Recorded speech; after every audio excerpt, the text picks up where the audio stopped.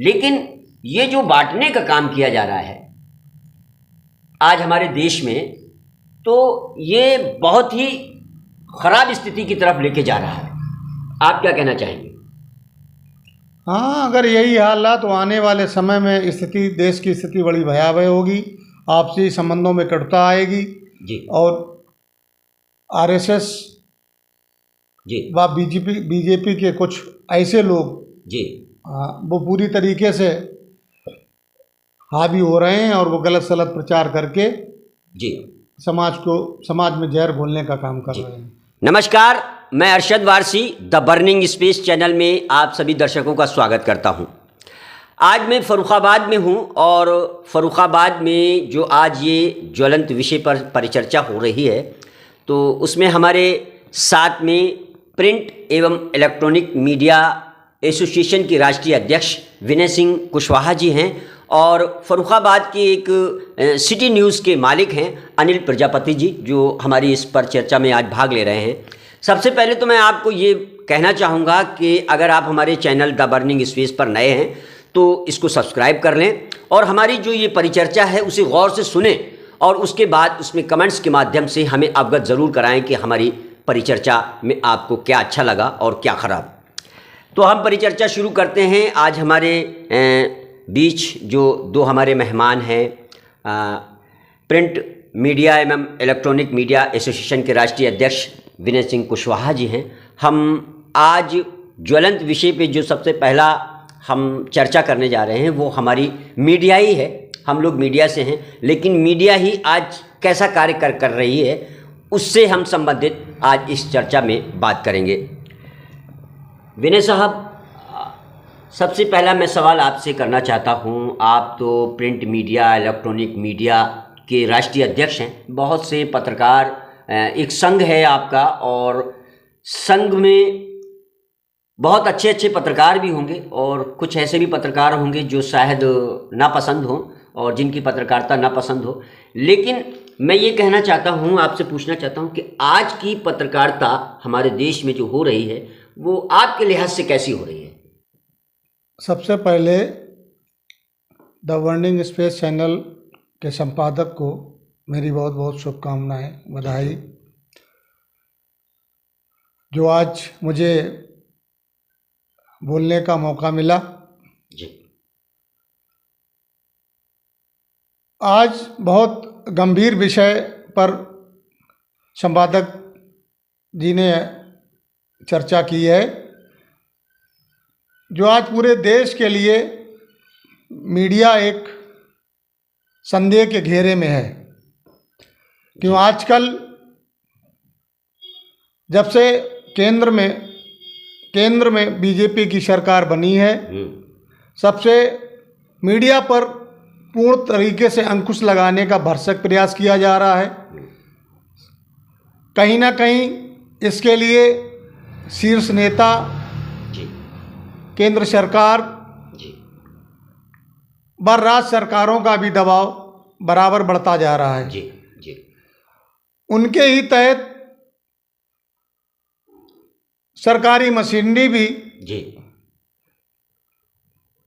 Media पर अंकुश लगाने का पूरा प्रयास कर रही है और पत्रकारों पर जो सही निर्भीक तरीके से अपनी बात को उजागर कर रहे हैं, जनता की बात को शासन प्रशासन तक सही मायने में पहुंचाने का कार्य कर रहे हैं जी, ऐसे लोगों के खिलाफ सरकारी तंत्र व कुछ अराजक तत्व जी, झूठे मुकदमे लिखाने का पूरा भरसक प्रयास करके जी, उन्हें दबाने का प्रयास कर रहे हैं। जी, जी, कई पत्रकारों को जी, झूठे मुकदमे में जेल भी भेजा गया। जी, बिल्कुल बिल्कुल। कई संगठनों ने इस मामले में लड़ाई भी लड़ी, लेकिन सरकारी तंत्र के आगे जी काफ़ी दबाव झेलने पड़े। आखिरी में कुछ समझौते ही करने पड़े। जी, प्रिंट इलेक्ट्रॉनिक मीडिया एसोसिएशन ने भी जी, एक अपनी मुहिम चलाई, जिसमें जी, होने वाले कार्यक्रमों में निर्भीक होकर जी, आज के दौर में स्वच्छ निर्भीक जी, कलम चलाने के लिए पत्रकारों को आह्वान किया। जी, बिल्कुल बिल्कुल। और कहा कि किसी भी सरकारी तंत्र व केंद्र सरकार किसी से डरने की ज़रूरत नहीं है, वह अपनी लेखनी को किसी के दबाव में जी ना आए। अनिल जी, जी आप लोगों को एसोसिएशन बनाने की ज़रूरत क्यों पड़ी? असल में जो आज की पत्रकारिता है, जो पत्रकारों के साथ जिस तरह से बिहेव होता है, जिस तरह से पत्रकारों की सुनी नहीं जाती है, तो इसलिए मजबूरन जो है पत्रकारों को इकट्ठा होना पड़ता है जी। क्योंकि एक हम आपको बताएंगे, एक आम आदमी जो है उसका काम हो जाता है, मगर जो एक पत्रकार होता है जी वो अपना काम नहीं करा पाता है। जी जी। उसे जो है धक्के खाने को वो मजबूर होता है जी। इसलिए जो है मजबूरन जो है एसोसिएशन जो है बनानी पड़ती है जी। जिससे कि पत्रकार संगठित रहें और पत्रकारों की कोई आवाज़ उठाने वाला नहीं होता है। जी जी जी। तो पत्रकार स्वयं ही अपनी आवाज़ उठाने के लिए बाध्य होते हैं। जी जी जी जी, बिल्कुल। इसलिए मजबूरन जो है एसोसिएशन बनानी पड़ी है इसको। जी। तो अब एसोसिएशन के माध्यम से आप अभी तक पत्रकारों के हनन को लेकर या उत्पीड़न को लेकर के कहाँ तक पहुँचे हैं और आप लोगों की क्या कार्रवाई रही है अभी तक? हम लोगों ने पत्रकारों को जो उत्पीड़न होता है उसके खिलाफ आवाज़ उठाई और उसमें हम लोग कामयाब भी रहे हैं जी। और कामयाब रहे हैं उसमें, और क्योंकि सभी पत्रकारों का हमें सहयोग मिला। जी जी जी। तो अभी तक आपके एसोसिएशन में राष्ट्रीय अध्यक्ष जी विनय भाई कहाँ तक आपने इसका विस्तार किया है और कहाँ तक पहुँची है आपकी एसोसिएशन? उत्तर प्रदेश के कई जिलों के अलावा जी कई प्रदेशों में भी संगठन सक्रिय है जी, और पूरा प्रयास चल रहा है जी, और शीर्ष स्तर के पत्रकार भी इस संगठन में शामिल हैं जी। और यही मुहिम बराबर चल रही है कि लोग ज़्यादा से ज़्यादा इस संगठन में जुड़ें जी और पत्रकारों के खिलाफ हो रहे अन्याय के खिलाफ जी एकजुट होकर लड़ाई लड़ें। जी। शासन प्रशासन को अपनी समस्याओं से रूबरू कराकर जी उन्हें हल कराने का पूरा प्रयास करें। जी। ब्लॉक व तहसील स्तर के पत्रकारों को भी शासन की योजनाओं के अलावा मिलने वाले लाभों जी को दिलाने का भरसक प्रयास। जी जी गरीब पत्रकारों को आवास। जी। बस केंद्र व राज्य सरकार से मेरी ये मांग है कि पत्रकारिता चौथा स्तंभ तो कहा जाता है, लेकिन अभी तक पत्रकारों के हितों के लिए किसी भी सरकार ने कोई ठोस पहल नहीं की जी, ना उनके लिए कोई मानदेय की व्यवस्था की गई। जी जबकि कई प्रदेशों में जी मानदेय की व्यवस्था जी की गई है और मेरी मांग है कि उत्तर प्रदेश में भी जी जो ब्लॉक व तहसील स्तर व जिला मुख्यालय पे जो पत्रकार हैं जी, संस्थान या सरकार के द्वारा उन्हें भी एक निश्चित मानदेय दिया जाए जिससे वह परिवार का पालन पोषण कर सकें। जी। अच्छा, एक सवाल आता है कि आज की जो पत्रकारिता है, आपने ये एसोसिएशन बनाया, बहुत बहुत बधाई, और आपका ये कारगर है, साबित हो रहा है, और आप पत्रकारों के हनन के बारे में और उत्पीड़न के बारे में जो आप पहल कर रहे हैं, उनकी सुरक्षा हेतु जो आप कदम उठा रहे हैं, बहुत बहुत आप बधाई के पात्र हैं। लेकिन ज्वलंत विषय ये है कि आज की जो पत्रकारिता हो रही है, मैं कई ऐसे मेरे पास में लोग फ़ोन भी किए, और यानी कि अगर कोई पत्रकार गांव देहात की मैं बात को लेता हूं, ये एक बहुत बड़ा ज्वलंत विषय है कि गांव देहात में अगर पत्रकार जाता है तो प्रधान या कोई सचिव या जिसके पास वो जा रहा है, वो पत्रकार को देखते ही 500 को नेट जेब में डाल लेता है और कहता है कि वो आ रहा है, वे बाय देना पड़े। तो इसके विषय में आप क्या कहना चाहेंगे? ये एक बहुत बड़ा विषय है कि हमारे पत्रकारों के विषय में ऐसा सोचा जाता है, ऐसा होता है, इसके लिए आप क्या कहेंगे? देखो, ये भी बहुत महत्वपूर्ण विषय बताया आपने, और इस समय ये समस्या ज़्यादा देखने को मिल रही है और एसोसिएशन के सामने भी ऐसी समस्याएं आई हैं जी। देखा गया है कि अब वर्तमान समय में कुछ कम पढ़े लिखे लोग जी इस मुहिम में शामिल हो गए हैं। जी जी जी। जो कि सोशल मीडिया के लोग हैं जी, वो अपने आप को पत्रकार बताते हैं। जी।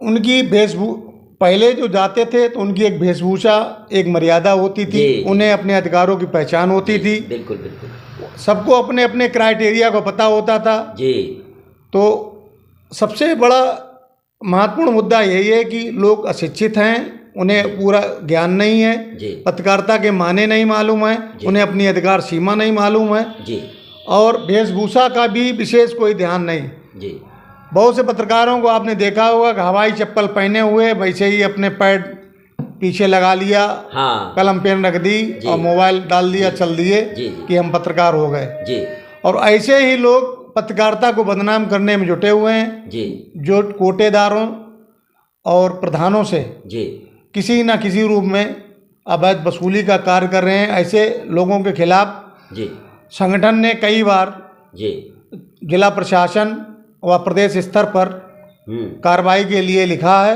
जी और कहा ऐसे लोगों के विरुद्ध कड़ी कार्रवाई की जाए। एसोसिएशन के द्वारा, एसोसिएशन के वरिष्ठ पदाधिकारियों के द्वारा कई बार ज्ञापन भी दिए जा चुके हैं। अच्छा जी, बिल्कुल उनकी पहचान होना चाहिए। अनिल भाई साहब, मैं आपसे सवाल करना चाहता हूं कि अब हम लोग गांव देहात की मीडिया से उठ करके थोड़ा सा ऊपर उठते हैं। आज जिन्हें गोदी मीडिया कहा जा रहा है, उनकी पत्रकारिता के विषय में आप क्या कहना चाहेंगे? वो कहीं ना कहीं अपना काम कर रहे हैं जी जिस तरह से जी उनसे कहा जा रहा है जी। हर कोई किसी न किसी के दबाव में होता है। जी जी जी तो इसलिए उन्हें भी गोदी मीडिया कहा जा रहा है। इसलिए जो है अब जी। वो कैसे क्या काम कर रहे हैं, अगर वो लाइन लेंथ के अगर अपोजिट जाएंगे तो फिर क्या होगा उनके साथ। जी, तो कभी कभी मजबूरी पड़ जाती है कि प्रसून वाला हाल भी हो सकता है, कुछ भी वाला भी हाल हो उसमें सकता कुछ भी है। हो सकता है। तो जैसे कि अभी आपने एक बात कही थी कि जिस तरह से जो प्रधान है, प्रधान के पास पत्रकार जाता है जी कि वो पैसे निकाल लेता है कि पैसे देना है, इसमें गलती हम लोगों की है। जी, इसमें सबसे बड़ी गलती है मीडिया वालों की। जी जी बिल्कुल बिल्कुल। वो अपने थोड़े से लालच के चक्कर में, जैसे कोई, हम ये नहीं कहते कि जैसे कि किसी को जानकारी नहीं है जी, अपने थोड़े से लालच के चक्कर में जी उनसे पैसे लिए। जी, मैं स्पष्ट बोल रहा हूँ, उनसे पैसे लिए। नहीं बिल्कुल सही बात। और उनका कार्ड बना दिया। हाँ साहब पत्रकार हो गए। जी जी, उन्हें नहीं मालूम हमें क्या करना है। बिल्कुल बिल्कुल बिल्कुल। उन्हें ये करना है कि हमने 10,000 रुपये दिए तो हम 10,000 रुपये कैसे निकालें। हाँ तो फिर भी वो क्या करते हैं, सही, कोटेदार पकड़े, प्रधान पकड़े।